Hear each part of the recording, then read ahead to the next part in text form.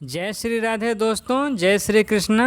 तो आज हम लोग जानेंगे प्रेमानंद बाबा जी से कि ये लोग जो हस्त मैथुन करते हैं ये कितना खतरनाक है और कितना आपका सर्वनाश कर सकता है। तो चलिए सुनते हैं प्रेमानंद बाबा जी को।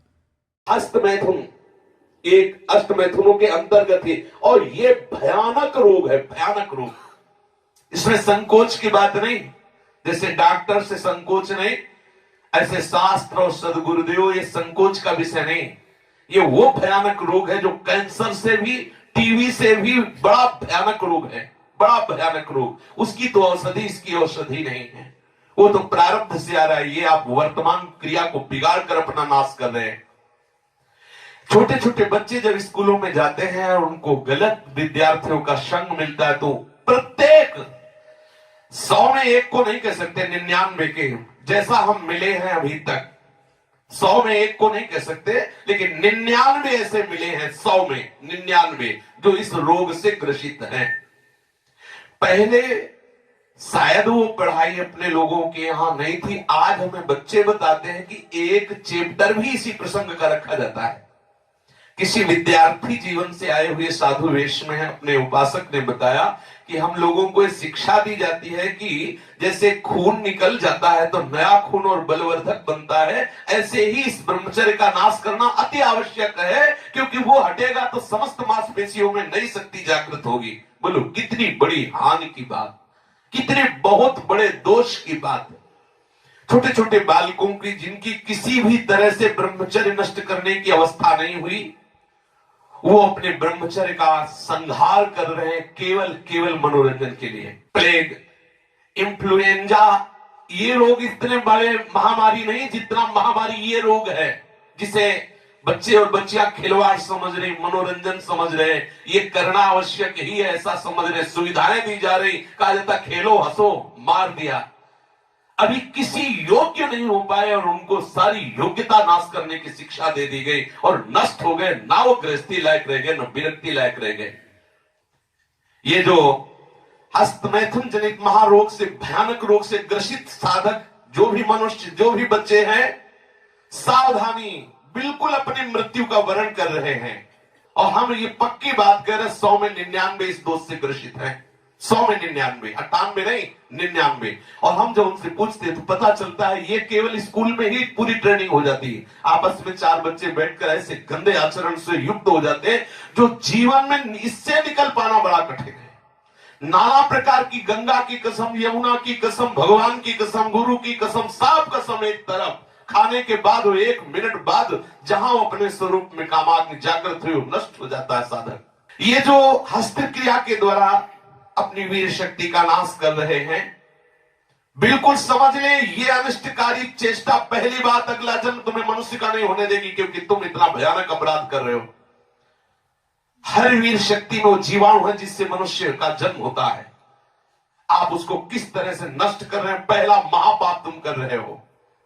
दूसरी बात, जैसे किसी लकड़ी में घुन लग जाता है, अंदर अंदर उसे खाली कर देता है, ऐसे ही ये क्रिया हर साधक को, हर बच्चे को, हर मनुष्य को जर्जर कर देती है, उत्साहहीन कर देती है, निकृष्ट भावना से युक्त कर देती है। कोई भी इस हस्त क्रिया को यदि स्वीकार किए हैं तो उसका फल देख ले, बिना प्रयास के वो वीरहीन होता रहेगा। कसम खाइए कि मैं जीवन में कभी हस्त मैथुन नहीं करूंगा। श्री जी को साक्षी करके इसका निर्वाह कीजिए, विश्वास कर लीजिए, आपकी परमार्थिक या व्यवहारिक जो भी उन्नति सबके नाश का प्रधान कारण है। आप ऐसे कारण को स्वयं कर रहे हैं। गृहस्थी धर्म में तो जब संयोग होगा तब होगा, आप इसमें प्रतिपल मर रहे हैं, प्रतिपल। और ये आपको इतना कमजोर, इतना परास्त कर देगा, आप भगवत मार्ग में चल नहीं सकते। आप इसे निश्चय करें, इसी क्षण निश्चय करें कि मैं कभी भी हस्त क्रिया के, तो कोई भी साधक, स्त्री या पुरुष, कोई भी साधक किसी भी प्रक्रिया के द्वारा हम ऐसा, जब तक गृहस्थ धर्म से युक्त होकर हम भगवत पूजा की भावना से संतानोत्पत्ति वाली क्रिया, वो अलग चीज, अपने किसी चेष्टा के द्वारा हम ऐसा नहीं करेंगे। जो ऐसा करते हैं उनकी समस्त इंद्रियां दुर्बल होती जाती हैं, एक एक नस से उनकी शक्ति का ह्रास होता जाता है और उनके मुंह में पीलापन, सिकुड़न बिना वृद्धावस्था के से दिखाई देने लगती है।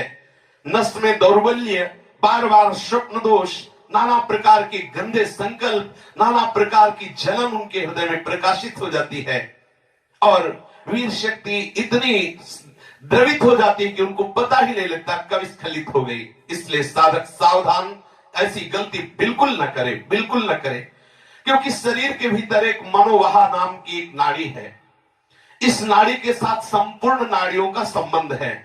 जे भी आप कामासक्त होकर के इस क्रिया को करते हैं, संपूर्ण आपके शरीर की नस नाड़ियां कांप जाती हैं। शरीर से लेकर, मतलब सिर से लेकर पैर तक संपूर्ण यंत्र, छोटी मोटी सब नाड़ियां कंपायमान हो जाती हैं। फिर उस रक्त से मंथन करके फिर जो निकलता है उसे वीर्य कहते हैं। कितना बड़ा नाश कर रहे हैं आप।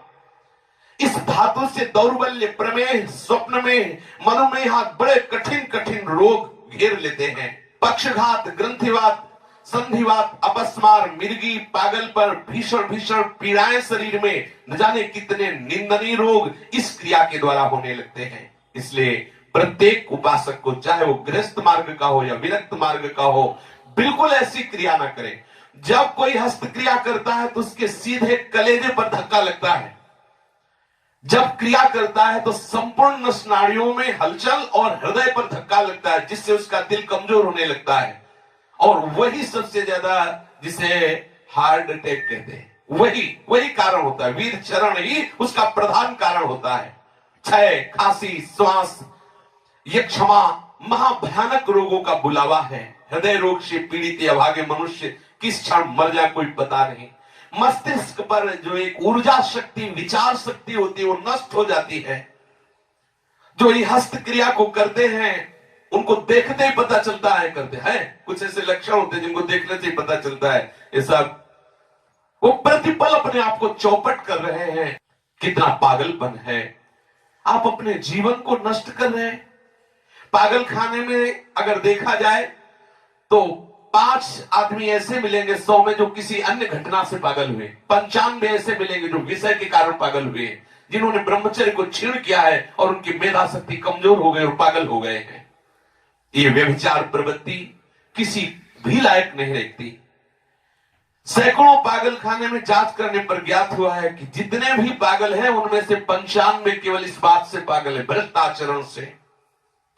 आप परिश्रम युक्त, साधना युक्त आप रहिए।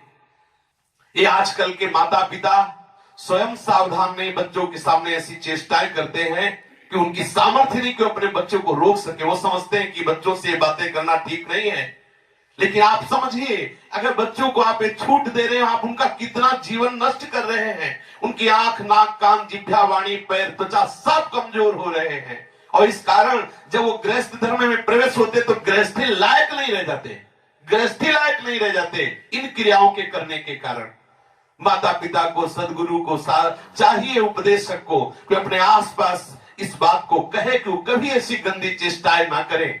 सदगृहस्थी में जान, देखो पहले आचार्य परंपरा थी, सब जाकर गुरुकुल में रहते थे, ब्रह्मचर्य रहते थे। फिर जिनको गृहस्थ में जाना होता वो गृहस्थ में जाते, जिनको नैष्ठिक ब्रह्मचर्य का व्रत लेना होता वो वैरागी होते। दोनों महान पुरुष बनते। वो गृहस्थी में जाकर धर्म पूर्वक चलते हुए पुनः वैरागी को धारण करता और विरक्ति में जाकर वो महापुरुष बन जाता। दुर्बल चित्त इतना हो जाता है कि ना वो धर्म स्थान देखता है, न तीर्थ स्थान देखता है, न मंगल तिथि देखता है, न मंगलवार देखता है। बस अपनी वासनाओं का खेल खेलता रहता है। हजारों प्रतिज्ञाएं, हजारों धर्म चेष्टाएं सब व्यर्थ करने वाला ये महान दोष हस्त क्रिया, व्यभिचार प्रवृत्ति, इस पर अंकुश कीजिए, इसको आनंद मत मानिए। ये जो हस्त क्रिया के द्वारा शक्ति का नाश करते हैं, ये प्रतिक्षण काम से युक्त रहते हैं। इनके हृदय में वही चिंतन चलता रहता है।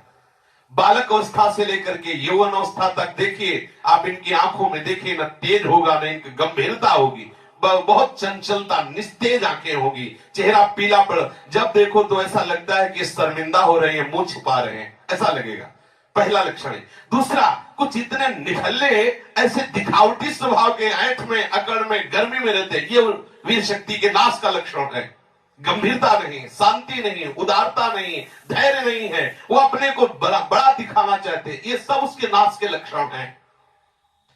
जिनका चेहरा आनंद में, देखते ही हृदय में आकर्षण, ये ब्रह्मचर्य का लक्षण है। चेहरा देखो तो उजड़ा हुआ दिखाई देता है, लगता है बिना रोते हुए भी रो रहे हैं। वो सब सिकुड़ गया चेहरा, ऐसा जैसे किसी घर में आग लगा दो, इसके बाद दर्शन करो तो कैसा लगता है, वो ऐसे ही उसका चेहरा होता है जिसने अपने जीवन से खिलवाड़ किया है।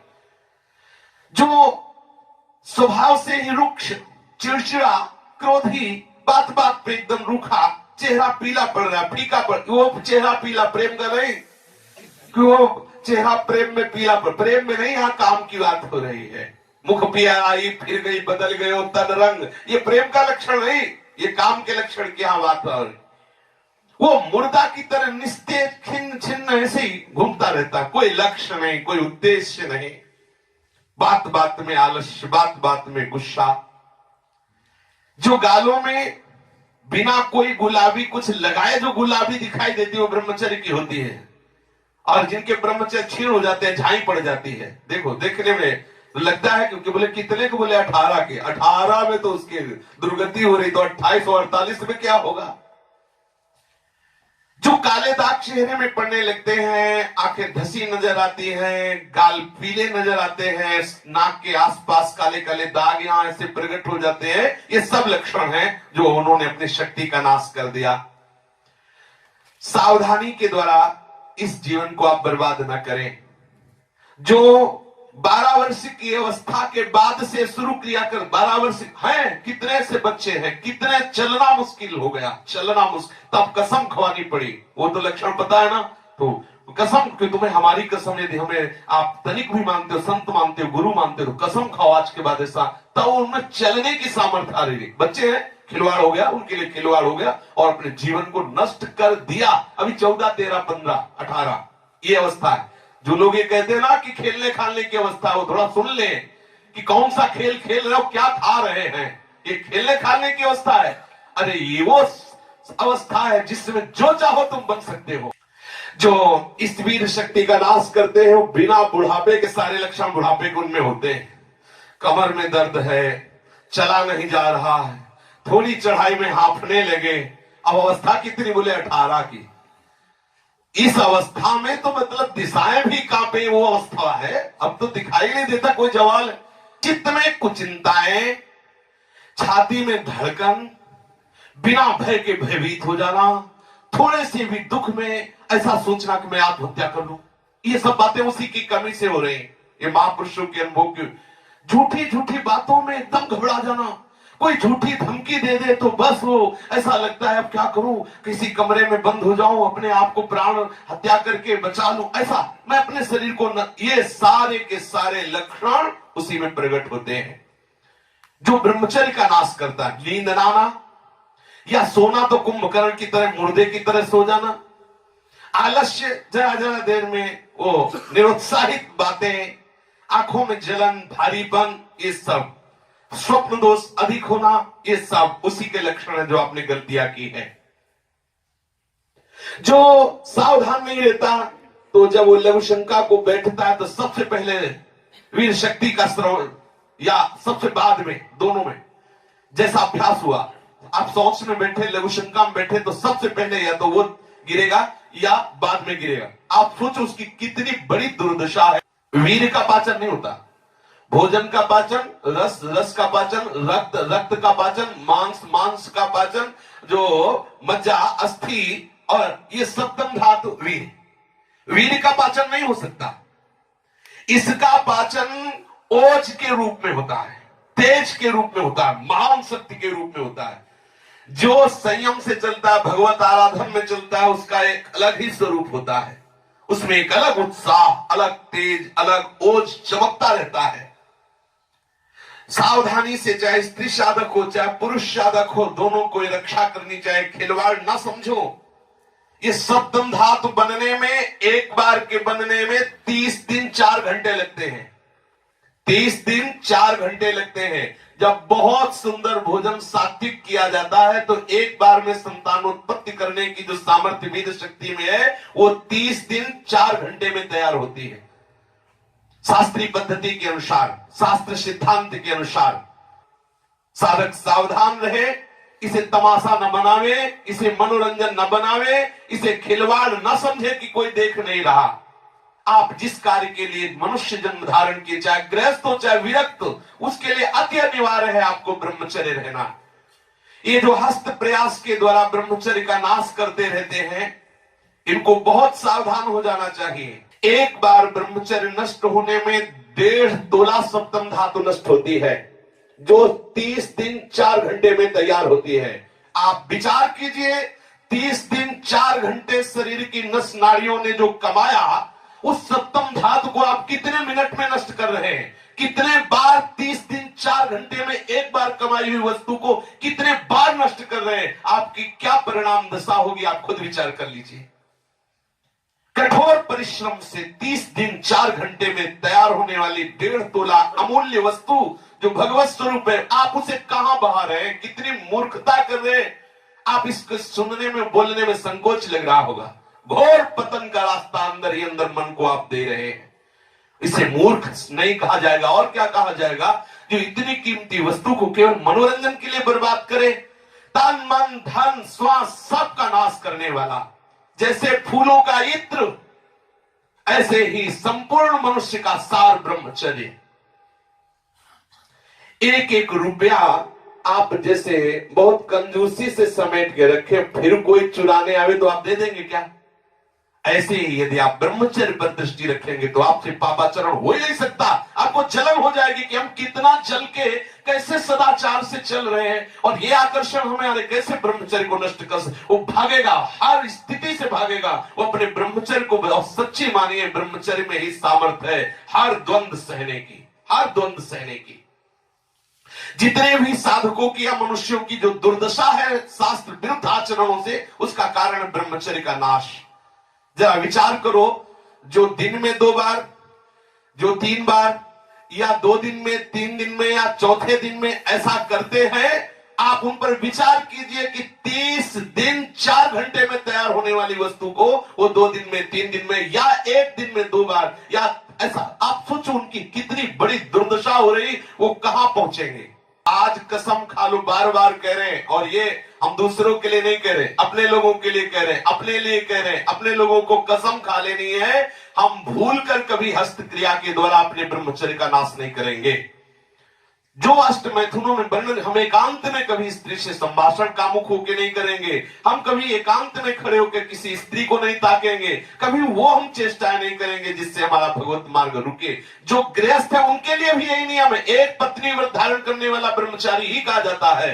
इसलिए सावधान, गृहस्थी में भी जाना है तो तब तक ब्रह्मचर्य का पूर्ण निर्वाह करें जब तक आप गृहस्थ धर्म से युक्त ना हो जाएं। और यदि विरक्त है तो आजीवन आप भले चले थोड़े दिन, लेकिन इसको सह जाएंगे तो इतने आनंद में रहेंगे, इतनी शीतलता, इतनी द्वंद्वों से लड़ने की सामर्थ्य आएगी, इतना उत्साह भगवत प्राप्ति को होगा। आप खुद देख लीजिए।